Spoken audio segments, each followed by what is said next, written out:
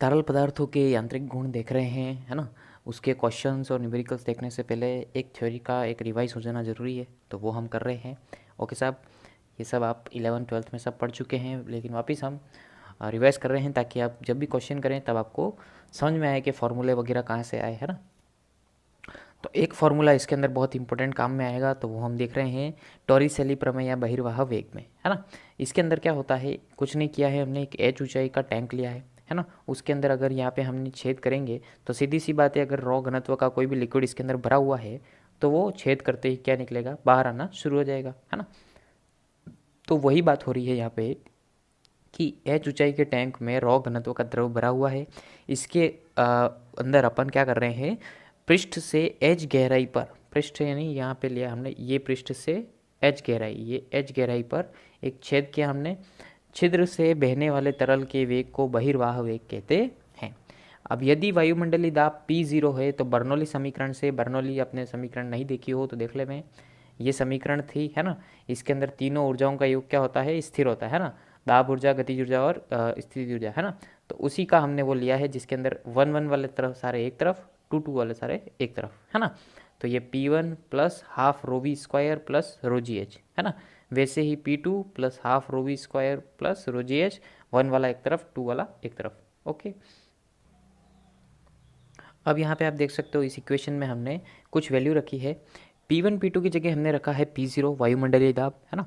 V1 आपका वेग पहले 0 था लेकिन बाद में क्या हो गया V, है ना। और H1 जो टोटल हाइट है वो कैपिटल H, है ना, जो जार की टोटल हाइट है ऊपर से लेकर नीचे तक। और H2, तो वो जो छेद किया उसकी धरातल से हाइट कितनी होगी, तो टोटल हाइट जो H है उसमें से जो ऊपर की हाइट स्मॉल h है वो घटा देंगे, तो ये ज़मीन से लेके छिद्र तक की हाइट आ जाएगी आपकी, है ना। बस वो वैल्यूज़ हमने यहाँ पे रखी है, उसमें जो कट रहा है काट दिया, कॉमन ले लिया, और आपका बचा केवल क्या आया, रो जी एच बराबर half rho v square. Okay, अब हमारा उद्देश्य यहाँ पे v की वैल्यू निकालना है ना। तो v को एक तरफ रहने दो, बाकी सबका पक्षांतरण कर दो, तो वी स्क्वायर बराबर 2gh। तो v बराबर आ जाएगा आपका √2gh। और ये फॉर्मूला आपने गतिज ऊर्जा और स्थितिज ऊर्जा वाला चैप्टर अगर पढ़ा है, हमने किया था, उस पर काफ़ी न्यूमेरिकल भी देखे, तो उसके अंदर हमने ये फार्मूला वहाँ पे भी बहुत जगह यूज़ में लिया है ना। v बराबर √2gh। ओके, अब यहाँ पे h ऊंचाई से गिरने वाले वस्तु के वेग के समान होगा, अतः इसे टोरिसेली प्रमेय कहा गया है ना, इस सूत्र को। और इस सूत्र से आप क्या ज्ञात कर सकते हैं, इस सूत्र से h गहराई पर स्थित छिद्र से बहने वाले तरल का वेग ज्ञात किया जा सकता है। ओके, तो ये फॉर्मूला काम आएगा, नोट रखें, है ना।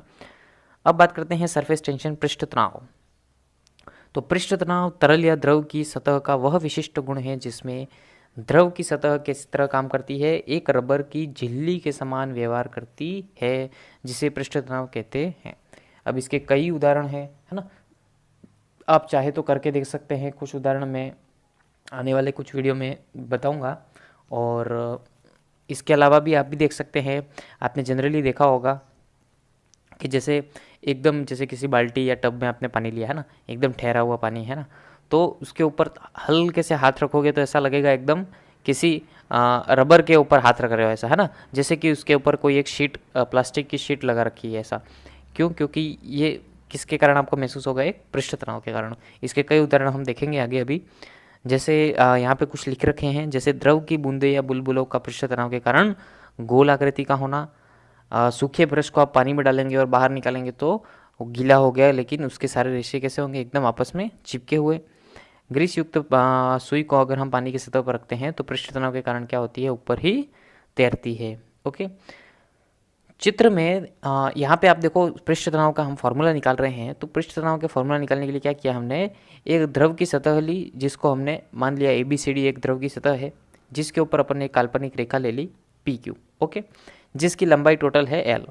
यदि इस सतह पर पृष्ठ तनाव के कारण F बल लग रहा है तो पृष्ठ तनाव S बराबर क्या होता है, बल बटा लंबाई, यानी कि F/L। ओके, जैसे आपने दाब में पढ़ा था P बराबर F/A, है ना, तो वैसे यहाँ पे हम क्या पढ़ रहे हैं, S बराबर F/L। ओके, तो एक तो ये मैं बता दूं कि पृष्ठ तनाव को S से भी दर्शाते हैं, क्योंकि नाम है सरफेस टेंशन। ओके, तो कोई S से दर्शाता है, कोई T से दर्शाता है ना। तो तो आपको कहीं भी कुछ भी मिल सकता है, जो आपको उचित लगे वो आप यूज़ में ले सकते हैं। ओके साहब, एस बराबर हम यहाँ पे यूज़ में ले रहे हैं अभी एस, तो एस बराबर एफ अपॉन एल। ओके, बल बटा लंबाई, तो मात्रक भी कैसे हो गया, बल का मात्रक न्यूटन, लंबाई का मात्रक मीटर, न्यूटन अपॉन मीटर। द्रव के अणुओं की ऊर्जा सतह पर अन्य अणुओं की में तुलना में अधिक होती है, जिसे अतिरिक्त पृष्ठ ऊर्जा कहते हैं, जिसके कारण ये अणु अपनी ऊर्जा को कम करने का प्रयास करते हैं, जिसे पृष्ठ तनाव उत्पन्न होता है। पृष्ठ तनाव व पृष्ठ ऊर्जा में संबंध। चित्र में PQRS की एक फ्रेम ली है, जिसके अंदर जो A और B है वो क्या है, एडजस्टेबल है ना, जिस भुजा को आप आगे पीछे खिसका सकते हो। तो इसमें हमने क्या किया, इस फ्रेम में हमने देखो पहले केवल ये फ्रेम ली थी, ये इतनी है ना, जिसके अंदर जो ये वाला भाग है वो एडजस्टेबल है ना, जिसको आप इधर आगे पीछे कर सकते हो। तो पहले इन्होंने ऐसी फ्रेम बनाई, ओके, ये ऐसी फ्रेम बनाई, फिर उसको क्या किया, साबुन के घोल में रखा और बाहर निकाला। ओके, साबुन की, जिसके ऊपर साबुन की पतली परत या फिल्म बन गई है ना, ये आपने जनरली बचपन में बहुत फुलाए होंगे है ना, और सरफ का पानी लेके या साबुन का घोल लेके करते थे ना, बस वही है। तो फिर हमने क्या किया, ए बी भुजा जो कि ये वाली एडजस्टेबल है ना, उस भुजा को क्या किया, पृष्ठ तनाव के विरुद्ध यानी कि इधर हमने x दूरी तक खिसकाया। ठीक है, इस प्रक्रिया में किया गया कार्य पृष्ठ की ऊर्जा में होने वाली वृद्धि के समान होगा। कार्य बराबर क्या होता है, तो यहाँ पे आपका कार्य बराबर क्या आ जाएगा, पृष्ठ तनाव इंटू क्षेत्रफल में वृद्धि। ओके, क्योंकि क्षेत्रफल में वृद्धि होगी, क्योंकि लंबाई भी परिवर्तन होगी और चौड़ाई में भी परिवर्तन होगा, है ना। तो पृष्ठ तनाव इंटू क्षेत्रफल में वृद्धि यानी कि W बराबर S इंटू डेल ए। तो इससे पृष्ठ तनाव का एक और फॉर्मूला आपको मिल जाता है, S बराबर W अपॉन डेल ए, यानी कि क्षेत्रफल में वृद्धि डेल ए से दर्शाया गया है। डेल से किसी का भी परिवर्तन दर्शाना होता है तो हम डेल से दर्शाते हैं। ओके, तो पृष्ठ तनाव S बराबर W बटा डेल ए। तो ये भी फॉर्मूला आप ध्यान रखें।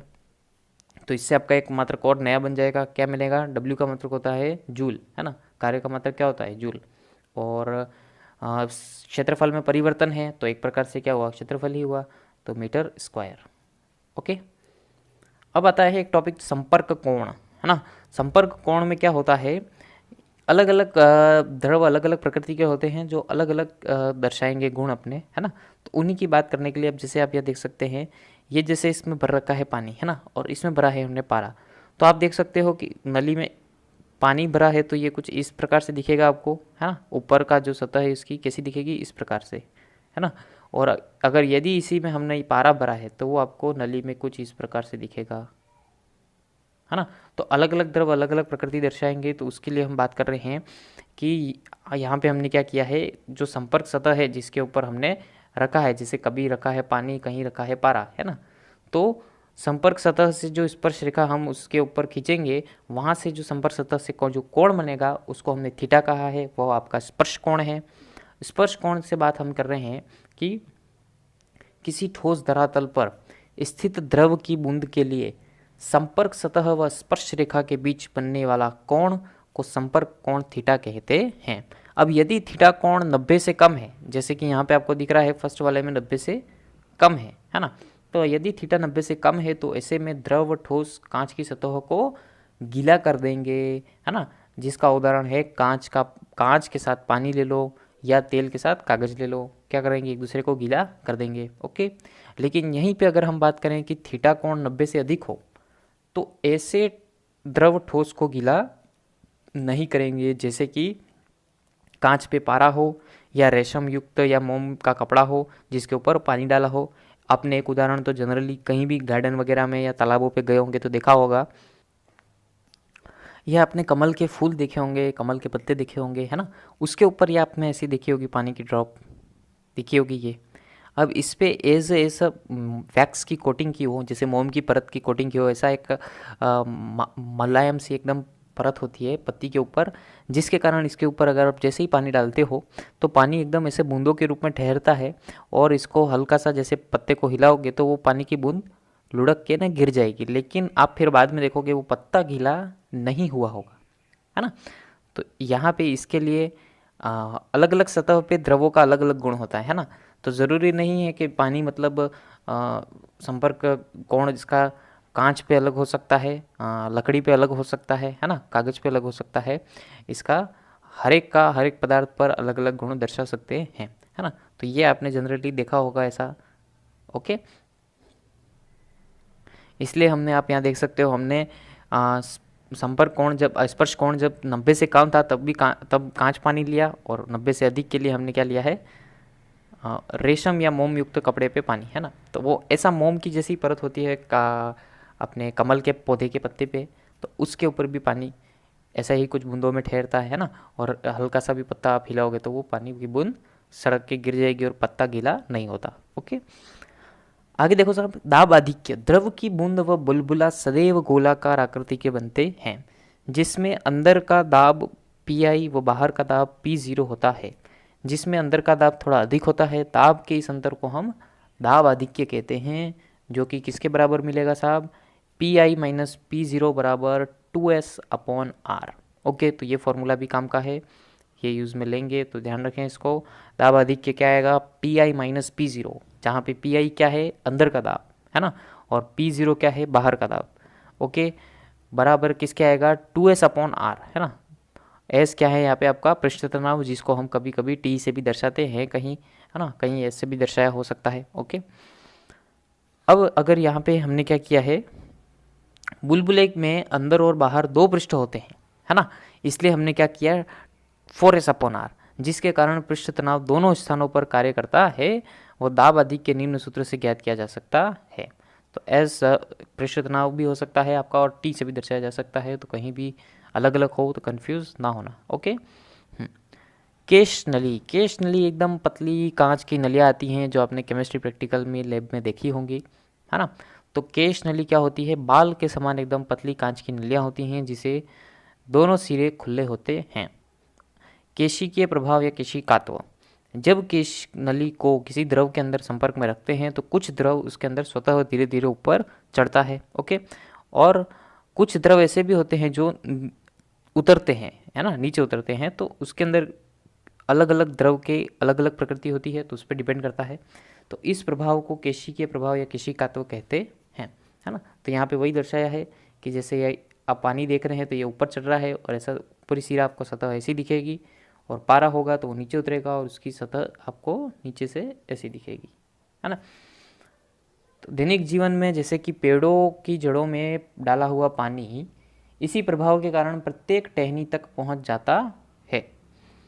दीपक, लालटेन और चिमनी में भी इसी प्रभाव के कारण लंबे समय तक प्रकाश प्राप्त होता रहता है ना।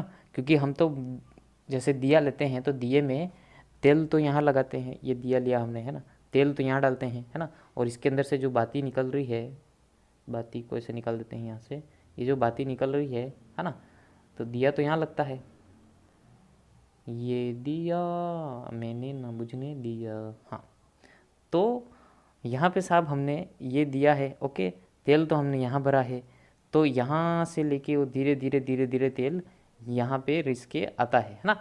तो यही आपका केशिकात्व का प्रभाव होता है। और अगर आपने खेती बाड़ी में देखा हो, काम किया हो, तो यहाँ पे लास्ट उदाहरण बहुत काम का है कि खेत में हल चलाकर मिट्टी में बनी केश नलियों को तोड़ दिया जाता है, जिससे पानी का वाष्पीकरण रुक जाता है और खेत में नमी बनी रहती है। कहने का मतलब जब फसल काट लो खेत से, उसके बाद खेत को ऐसे न ऐसे नहीं छोड़ दिया जाता है ना।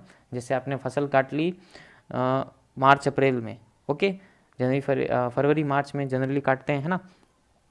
तो उसके बाद से लेके फरवरी मार्च में अगर आपने काट ली फसल, उसके बाद से लेके जब तक बारिश नहीं आएगी तब तक नेक्स्ट फसल नहीं लगाते हैं सपोज, तो तब तक खेत को ऐसे ही नहीं छोड़ दिया जाता है।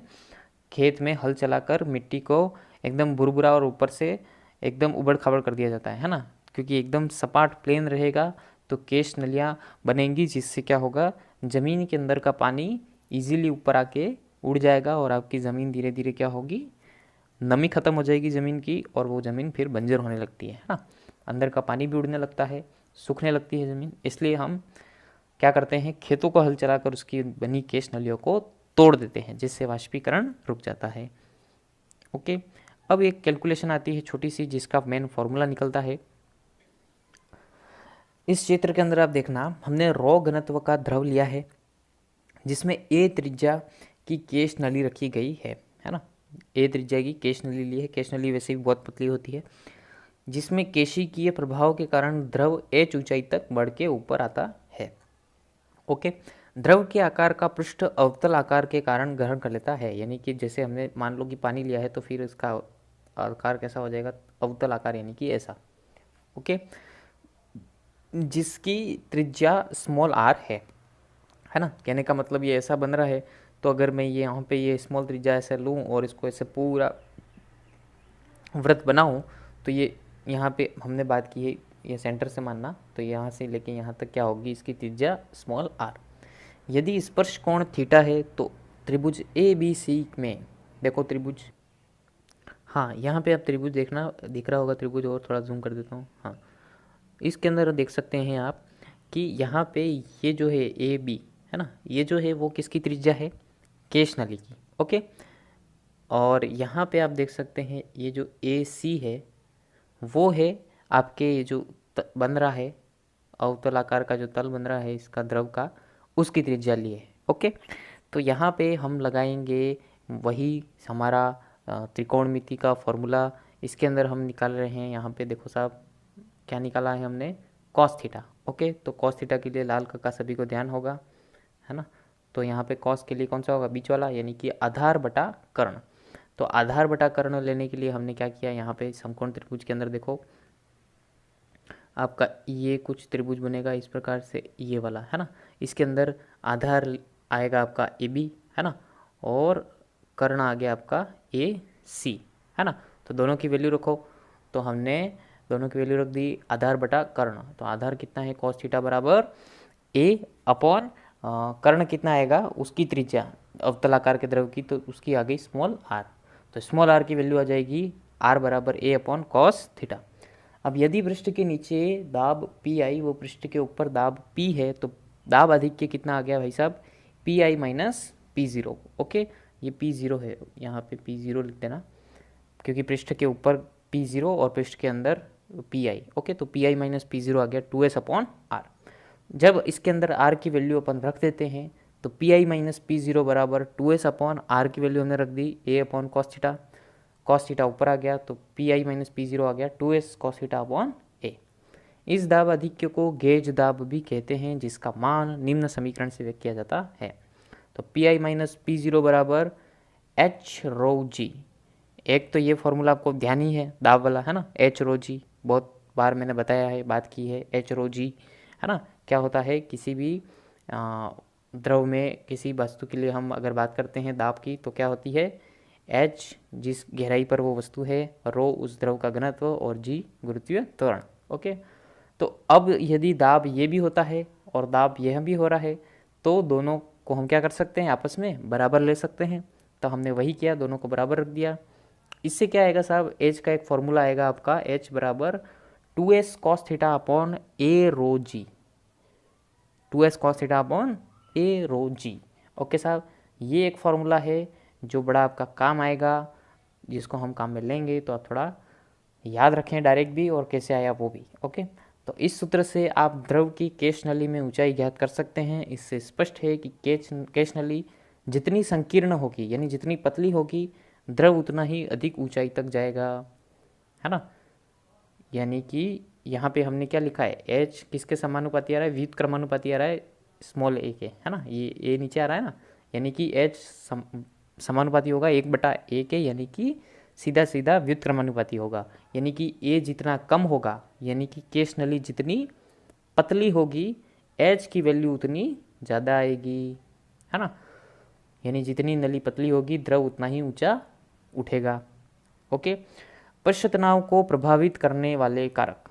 पृष्ठ तनाव को कौन कौन प्रभावित करता है भाई, एक तो करता है पृष्ठ तनाव का कम करने के लिए द्रव का ताप बढ़ाने से पृष्ठ तनाव कम हो जाता है। जिस ताप पर पृष्ठ तनाव शून्य हो जाता है उसे क्रांतिक ताप भी कहते हैं, है ना। तो जैसे ही आप अगर पानी को गर्म कर रहे हैं सपोज, है ना, तो कोई पानी पे चीज़ अगर तैर रही है और उसको हमने गर्म कर दिया या उबाल दिया, तो उसके अंदर फिर वो डूब जाएगी, क्योंकि पृष्ठ तनाव आपने एकदम कम कर दिया। घुलने वाली अशुद्धियों से पृष्ठ तनाव बढ़ जाता है ना। तो यदि पानी में अब जैसे हमने नमक घोल दिया बहुत सारा, है ना, तो उससे उसका पृष्ठ तनाव क्या हो जाएगा, एकदम बढ़ जाएगा।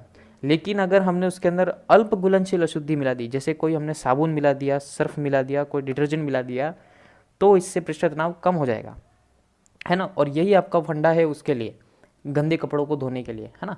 गंदगी को धोने के लिए, गंदे कपड़ों को धोने के लिए हम क्या करते हैं, सामान्य पानी का उपयोग लेंगे तो गंदगी नहीं निकलती है ना।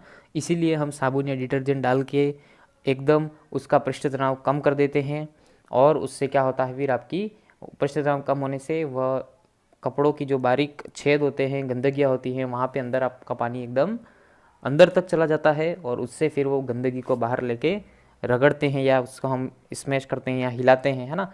जैसे वॉशिंग मशीन में एकदम गोल गोल घुमाता है वो उसको, तो उससे क्या होता है फिर पानी एकदम बारीक अंदर कपड़ों के अंदर तक जाके गंदगी लेके बाहर आ जाता है ना।